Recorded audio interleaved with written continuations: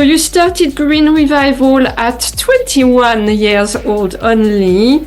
Have you always had this innovative and entrepreneurial spirit? And how does someone as young as you decide, I'm going to create my own company? I got a conservation job in upstate New York, removing a plant that was infesting. It was it still is one of the clearest lakes in the US. And every day I would go underwater, weed, take out the plant called Eurasian water milfoil. And I wondered what they were doing with certain species all grow uncontrollably. So it's like a virus. The wildfires in Maui were from 3 invasive grasses, and they grew fast and became really dense that the fire that broke out really it was much harder to contain because there was more fuel for that fire. In the world, $423 billion are spent just to manage the problem. Yeah. And in the US, over double the amount of corn land is invasive plants.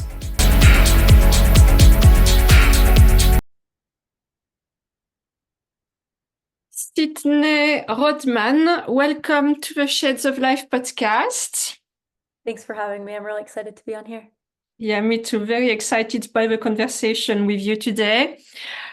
Sydney, you are the CEO of Green Revival, a startup specialising in unlocking more biomass to decarbonize supply chains and solve the invasive plant crisis. Your motto, which I love, is leave no plant behind. We'll talk about that. For people today who are listening and are interested in decarbonizing the economy and make their land, their environment safer when it comes to risks associated with climate change, such as wildfires, for example, or biodiversity loss, we will explain how Green Revival can offer tangible, innovative solutions to you, and also how you can join. Sydney will tell us everything about it. So Sydney, let's start with your background and the backstory of your company. What is your background? What gave you the idea to create Green Revival? Yeah, so I've always been a very outdoorsy person. So I've, explored hiking, climbing, really just all around my region. And then when I went to university, I thought I wanted to be a field biologist. So I joined a lab, a coral microbiology lab. But then I ended up in that lab doing a little bit separate research and was looking at new species of shrimp and bacteria from the cenotes in Mexico. And so I decided I should get some experience scuba diving if I'm working with if the other researchers are, going into these caves underwater. So I got a conservation job in upstate New York, removing a plant that was infesting. It was it still is one of the clearest lakes in the US.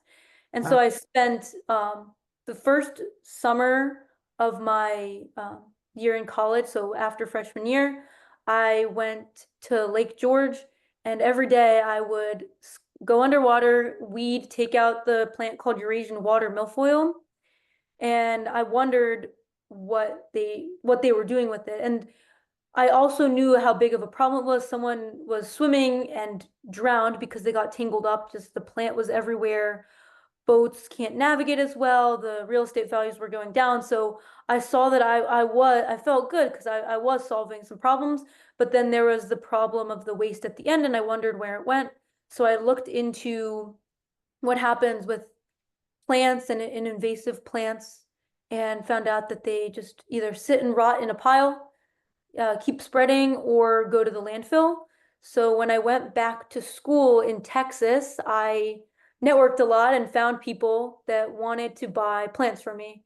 So I thought, well, and then I was also studying ecology, so I understand that different plants can have different properties and that I have the ability to look into that. Yeah, it almost So I was thinking about when you were talking, it almost sounds like, the plastic we put in our recycle bins at home and then it goes away and you don't know what happens with it, but it's not truly recycled. So that was the same idea with these invasive plants. Yeah, that's great to know where the idea comes from, obviously, and from an actual issue to which you're bringing a solution, obviously. So you started Green Revival at 21 years old only. Have you always had this innovative and entrepreneurial spirit? And how does someone as young as you decide, I'm going to create my own company? I don't know if I would have had the nerves at 21 myself. Yeah, I was lucky in high school. I had two opportunities to pitch and work on some business ideas. So one was a peer program to visit kids with chronic illnesses. Okay. I was a volunteer and um, it was called Friendship Circle. And so we would every week have a group of kids with intellectual developmental disabilities. And then there was also a program that some people did. I was one where we would visit weekly to one of the participants' houses and create this deep friendship. And so I wanted to apply that to kids with chronic illnesses. But I didn't really keep going with it. But I felt like, wow, okay. And I got an award for it. I got some money. Okay. Um, but I don't think you can't just visit people in the hospital randomly. So it was an idea, and that's really all it was. Yeah. And then also in high school, there was a year-long program to create a company or learn how to create one and pitch to a group of panelists. And so that was where I looked into environmental entrepreneurship. And with a group of other people in high school, we created, it wasn't really created, but we called it Eco-Immunity, and it was a e-commerce website that promoted more sustainable products. Yeah. Uh, yeah, and then in college, I did something with customizable earbuds to the canal, like the insides of your ears. So I had some experience, but I think so that's something that helped me decide, okay, now I'm ready to actually go all the way. But I knew it was the right thing to do. It would just always be something that I wish I did. So I don't think actually age is something that makes me not that holds me from making a decision. I think it's like the thought of it holding me back is just a distraction, just like anything else, regardless of age that someone can say. If you want to or feel a need to create something new, then you should go for it.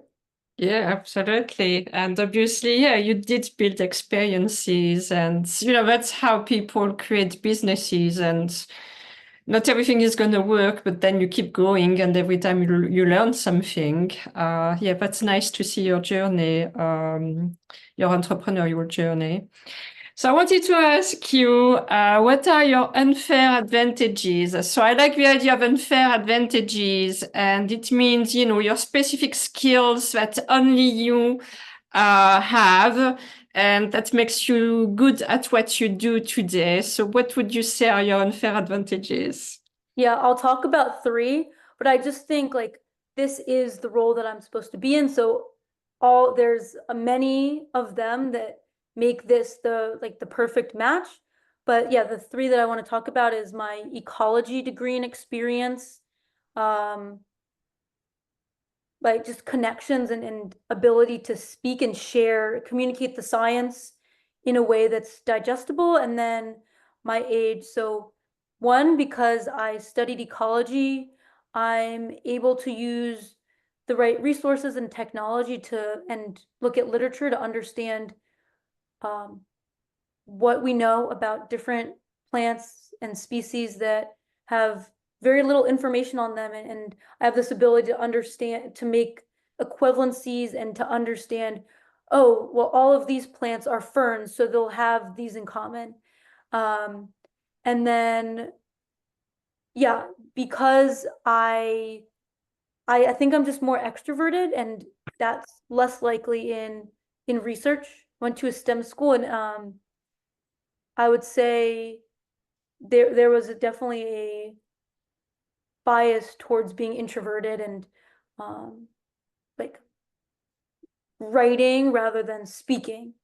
So I find that the more I speak, the better I am at communicating what many people can understand but might not want to or have practiced speaking about.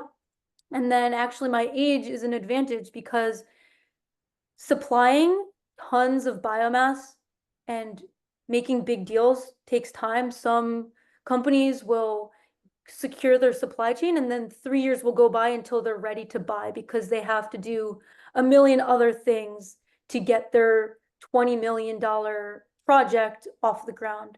So the time is helpful because I'm able to use since graduating, use my time to really morph into this role. Yeah. I love that. I love your scientific background, ecological background, of course.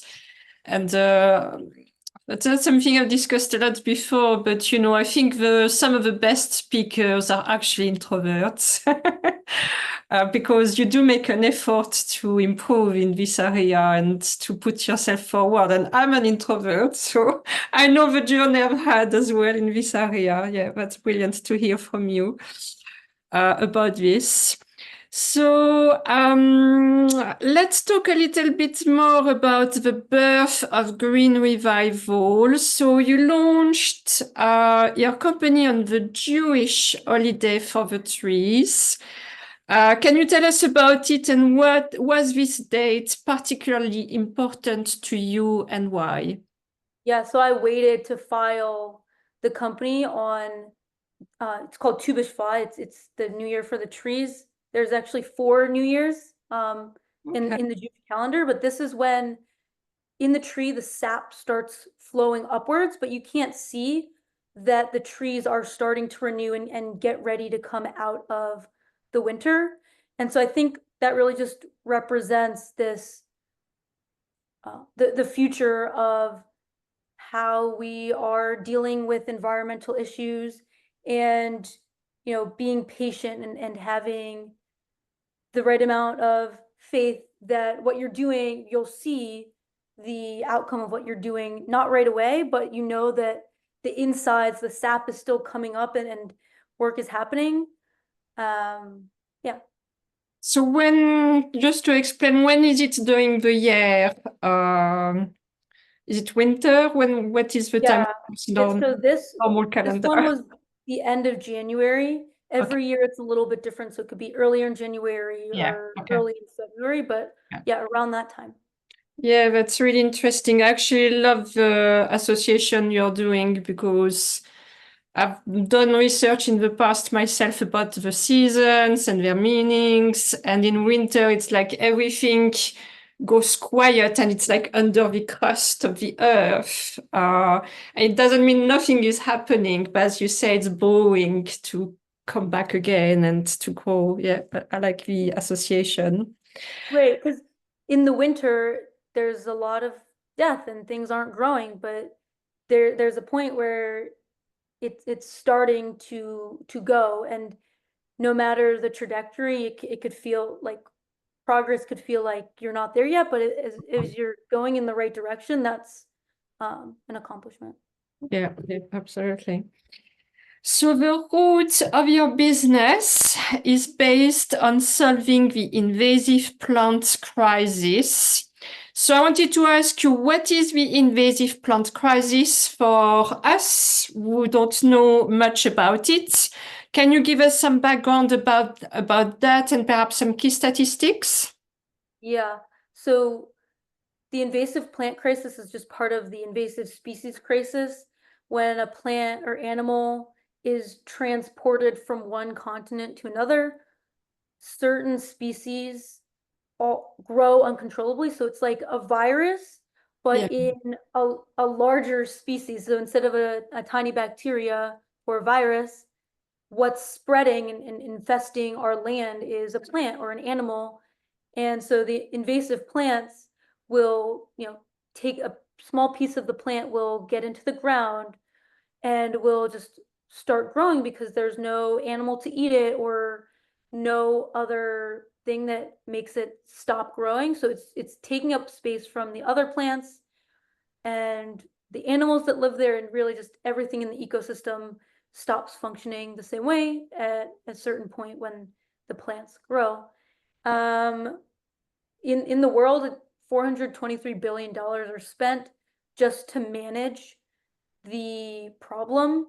Yeah. And in the US, over double the amount of corn land is invasive plants. And depending on the state, it could be up to 43% of all plants that are on the ground are invasive. So they could, yeah, when they grow really fast, they're gonna create density problems with wildfires and extinctions. And I think I'll get into that a little bit later. Yeah. Okay. Yeah, and another thing is there's something called the species eradication curve. And so once you're detecting the plant, it's spread.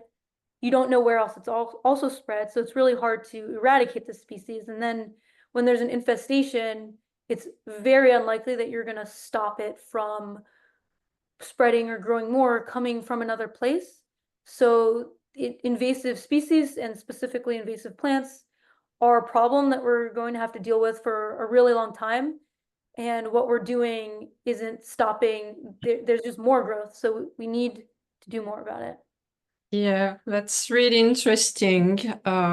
Just to mention this, I'm going to have another scientist on the podcast we've actually already recorded, and he's especially a specialist of wildlife, and he's based in Australia, and we have a lot of invasive species there that animals, plants as well, obviously.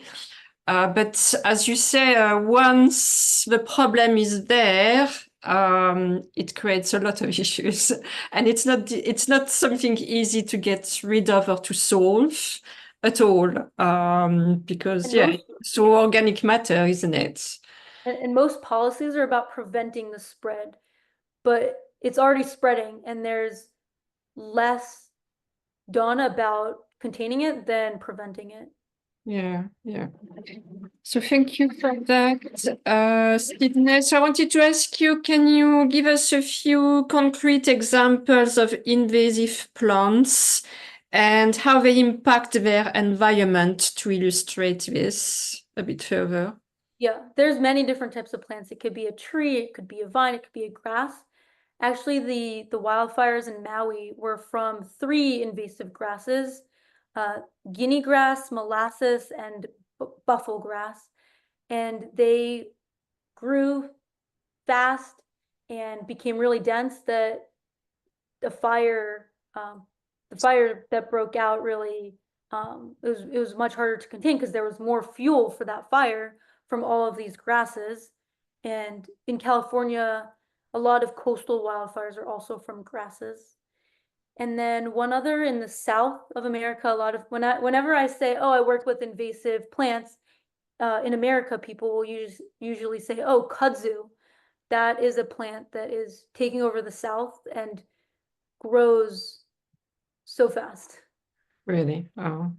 Yeah, I loved, I've actually discovered this on your website because, there are things like this we don't think about, but I've seen the association between wildfires and invasive plants on your website really well explained. I was like, oh, yes, that's true. It's a big root cause, isn't it?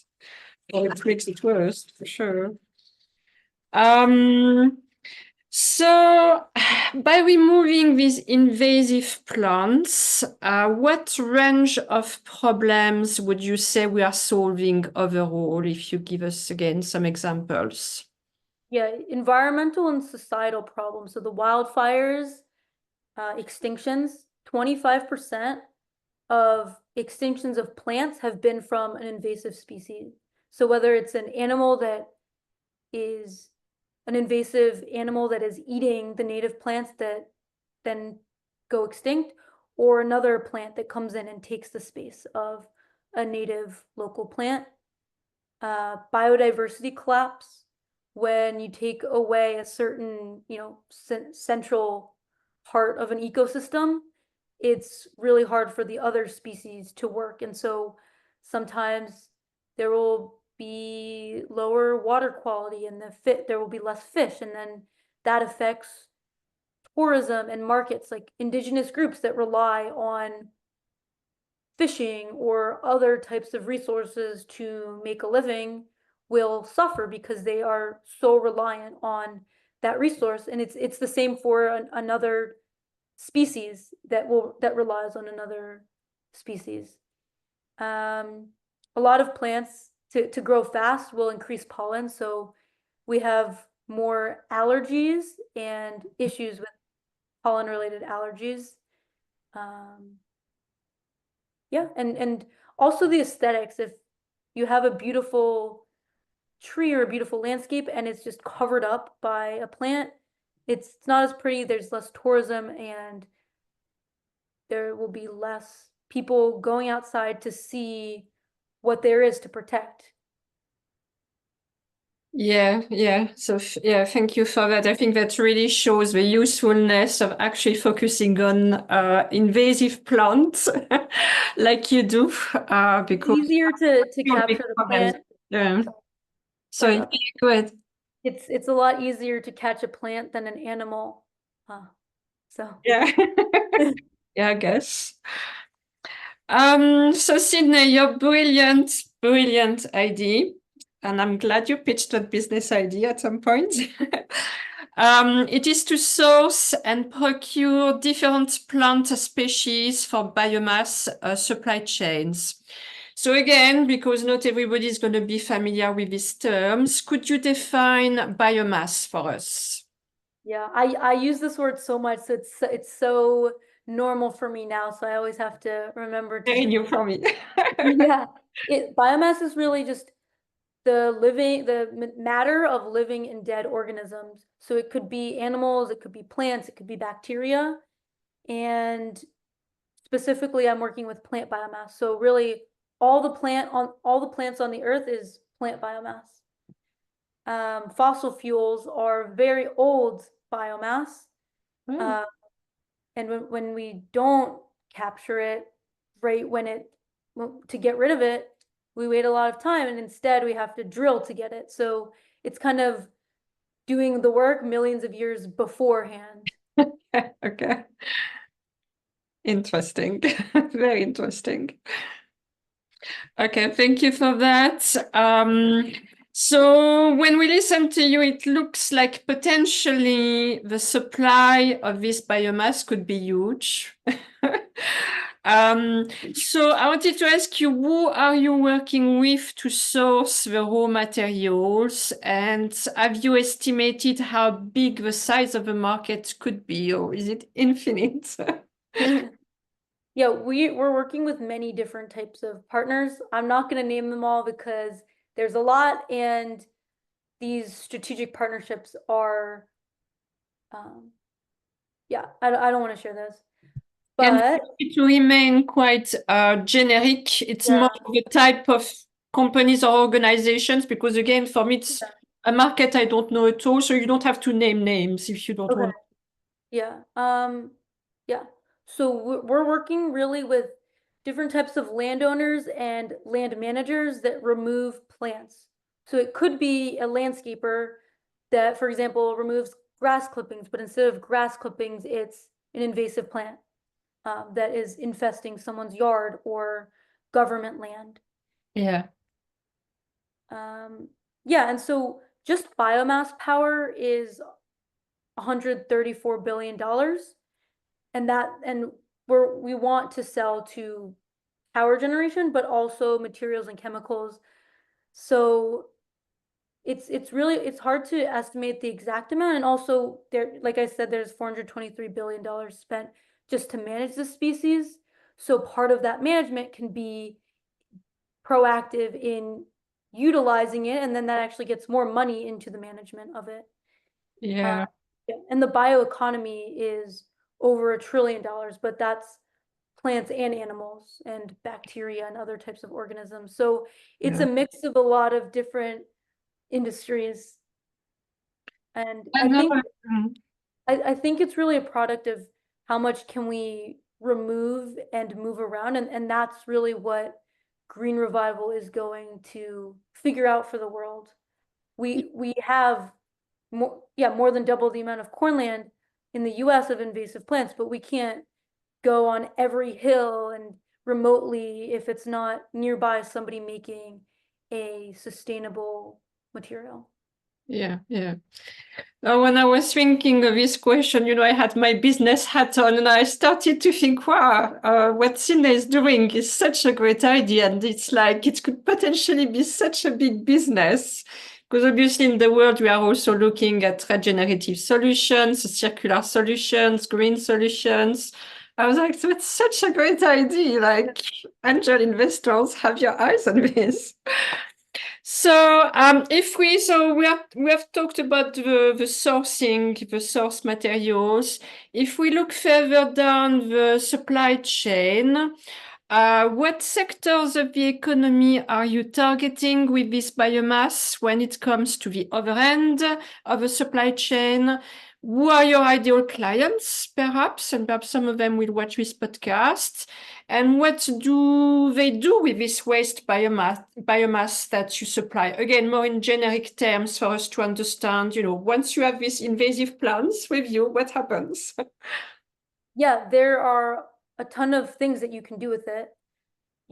Something that we're working on is hydrogen creation for charging EVs. So that's one application of creating hydrogen, building materials. It could be flooring, it could be boards, even furniture out of wood. There's lots of different things you can make out of wood. So just say the wood industry. And really our ideal clients are companies that are making a sustainable plant-based chemical material or energy solution that wants to lower their embodied carbon, maybe share about how they are affecting ecosystems and how they're actually showing their sustainability, and want to differentiate a claim of green or sustainable by showing, look, we're stopping wildfires, we're stopping extinctions, and um, and it doesn't even have to be someone that wants to share about their sustainability. It's cheaper because the invasive plants are everywhere and it's local, so it'll be easier to coordinate with municipalities and town halls when jobs are created and parks are getting cleaned up. Yeah, low miles and yeah, that's really interesting. So, what services do you offer then these companies, and what issues do you help them solve? Because that's the basic of business, solving an issue. So, can you tell us a bit more about that? Yeah, there's 3 steps. It's vetting, gathering, and storytelling. So we help figure out, will this plant work in your supply chain? We estimate how much we can get per month, per year, and figure out the quality assurance and test it with them and make that decision with them. And then we help with the gathering. We aggregate many different sources of suppliers to deliver for them to make the product. And then we help them share that story and differentiate how they are making their supply chain sustainable and helping different groups of people and organisms. Okay, yeah, that's great. Thank you for the explanations. So, what are the benefits of using this green biomaterial for the economy, for the environment, and for people overall? Because here we are talking of a very interesting topic, which is about decarbonization and bioeconomy. And those are critical targets today in the context of climate change. Yeah. For the economy, by increasing the availability of biomass, it allows for more development of sustainable businesses that create bio-based materials, chemicals, and energy. it helps the environment by stopping the invasive plant crisis. So that's going to help the ecosystem do what it's supposed to do and not threaten it. It just stops everything from functioning, so we keep things functioning. And then for people overall, it increases the transparency between the consumer and our customers, which are creating a product for consumers, and for the people that live by their manufacturing site.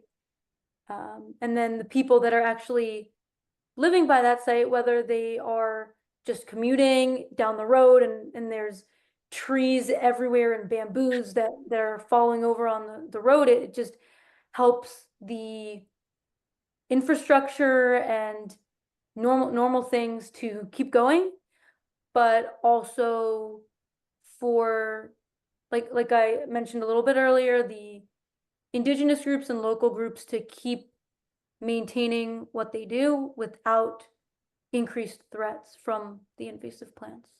Yeah. I guess it could generate jobs as well if it picks up more and more with that type of products for local people, I guess. So what have been your main challenges since you started as an entrepreneur? I would say funding, applying for grants is something that I'm still pretty new at. So just I want more money to be able to do this, and I don't always get what I ask for. So that's a challenge to not get what you ask for. And then just being patient and understanding that the sales process takes a really long time with these large companies that have a lot of operations, as well as newer, smaller companies that have a lot of R&D to do. So yeah, funding and patience. Yeah. Quite typical for any business. So what success story can you also share with us since you started, perhaps with a client or an actual net positive impact that you could measure? You pick and choose. Yeah, so we signed a contract with a large French company that is coming to the US, and we have become and plan to become one of their biomass suppliers. So that's a really big deal to have that and know that in the future, when more pieces of the procurement and more pieces of the infrastructure development happen, that Green Revival will supply biomass. Yeah, that's great. Congrats for that. Any company needs good foundations, so I can only imagine any contract must really matter for you. So you are in DC, in Washington, DC. For people who would be interested in working with you, I wanted to ask you, so do you work with people in the US in particular? What is your geography overall? The US, I'm looking at Canada, so I'm going to a conference in November called Scaling Up the Bioeconomy, and I'm going to speak and then see if there are partners. So where is it in Canada? It's going to be in Ottawa. Okay. Yeah. So we'll try to put that out as well for you. Regarding the circular economy, so you are a young entrepreneur offering obviously a great solution when there is this gigantic need in the world to move towards a more circular. How meaningful is your business and its purpose to you personally in that context today? Yeah, the business is very simple. It's protecting life and ensuring that, like, doing my part to ensure that life can keep growing rather than dying. So when there's a withdrawal of life, that's a problem. But if it really gives me purpose to let life do its thing and be part of really just weeding out the things that need to go, the invasive species, the threats, and be part of this natural system, and it feels really cool to work with what's already been working even before humans were interacting with some of these plants and animals. Yeah, it's almost like gives me a feeling that you're freeing life, or you let it be free like it should be. So as a young entrepreneur, Sydney, you are proactively creating positive solutions to the big crises we are facing, whether it's climate change, biodiversity loss, waste and pollution, because plants are part of it, especially they are invasive, as we discussed. When we prepared this interview together, you told me that you like the idea that you are steering the youth movement away from the tantrum protests that we see often. And for you, environmentalism doesn't need to be alarmism. And you told me if we aren't going to meet some of the goals and pledges, it's because we don't know how to follow nature yet. So could you expand on this idea?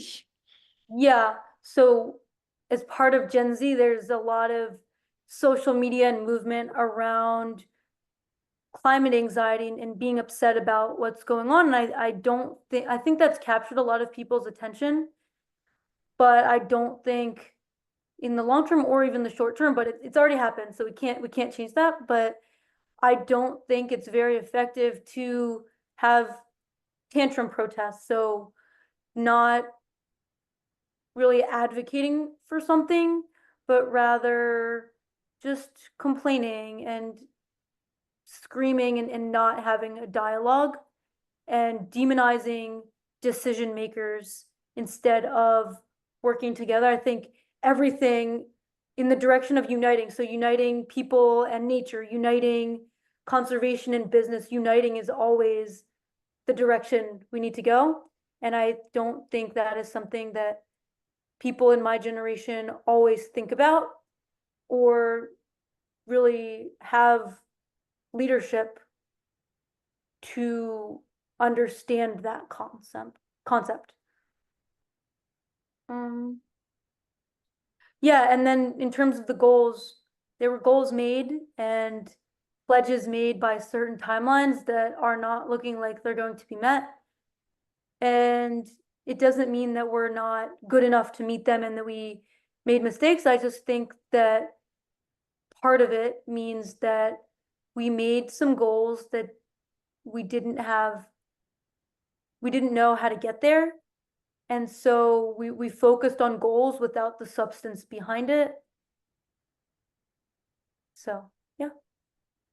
Yeah, no, I find the discussion really interesting here because I think you are a great example of a very young entrepreneur, but you are creating something very concrete, very useful, bringing new solutions to the table. And I admire that very much because that's a very, you are in the action and it's very positive and it's constructive, and one can only see this growing and bringing solutions to the table in regards to the crisis that we are facing today. So congrats on that. So to make the link with what you do with helping biodiversity loss, you are also on the advisory board of Colossal Laboratories and Biosciences, a hugely interesting biotech company that has been praised by many people, including Elon Musk or Tony Robbins, for example. And if people are not familiar with it, I would encourage them to check their website because it's actually quite fascinating. And you made me discover it, and I was like, whoa. So their name comes from the fact that extinction is a colossal problem facing the world. And we talked about that in some of the previous podcast episodes, but we know that 1 million species are at risk of extinction today. It was based on a report commanded by the United Nations. The World Animal Foundation predicts that up to 50% of all species could become extinct by 2050, and more than 1/3 of all marine mammals are threatened. So it is a colossal problem facing the world. So I wanted to ask you, because you are inside Colossal as part of the advisory board, can you explain to us what Colossal mission is and what they aim to do overall? Yeah, their mission is to stop extinctions and make it something that never happens again, which is a very big goal. And they aim to do that by using CRISPR. So the founder of this gene editing technology called CRISPR is one of the co-founders.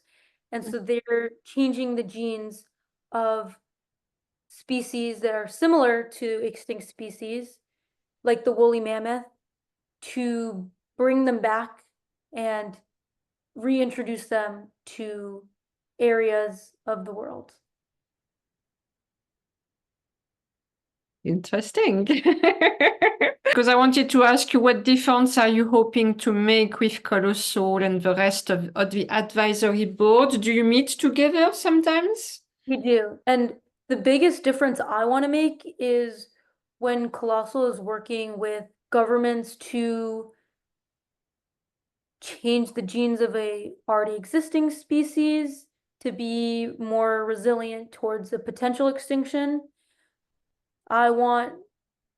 I hope to be part of the restoration initiative and take the invasive plants that are removed and find a way for them to be used so that that entire project of removing the invasive and then helping the natives thrive. So just being part of that process with them. Yeah. Yeah. No, that's interesting. I mean, I will definitely keep an eye on what they do and how it keeps evolving. I think there are debates about, reviving species or not within the scientific community, and the wildlife scientist I was talking about, we actually discussed this on the podcast. So if you listen, you will see what his opinion is. But that's interesting, because obviously the loss of biodiversity and species is a worry. There is a risk of a sixth mass extinction, as we know. So, if there are technologies that could allow us to continue some of these species, especially if they are very important keystone species, it could be something interesting in the future for sure. So we are coming to the end of this podcast, and before my last question, which is tradition, I wanted to ask you, would you like to give any other message that you would have at heart before we finish? Yeah, I think every day that passes by, problems get bigger and solutions are still sitting around to be done.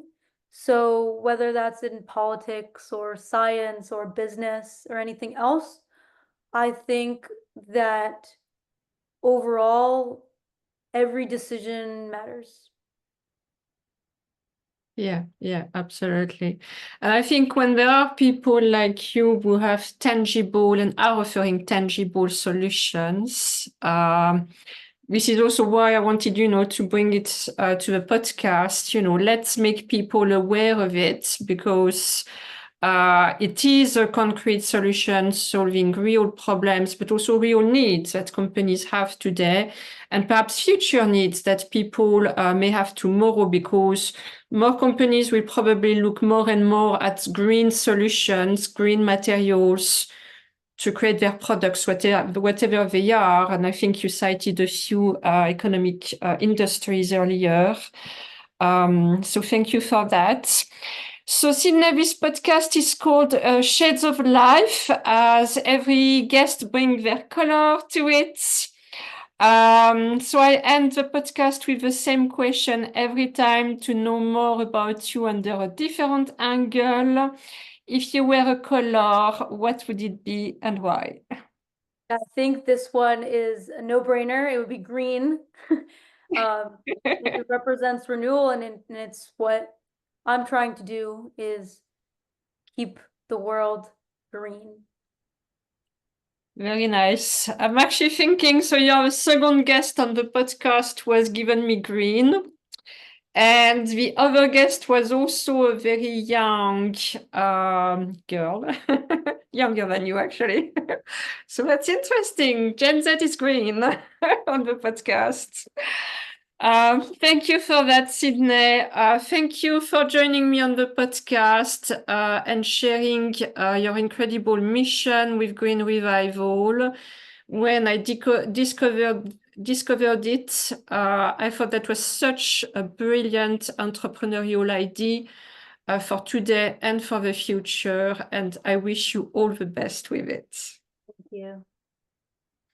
So thank you to everyone for watching and listening, and we will see you soon again.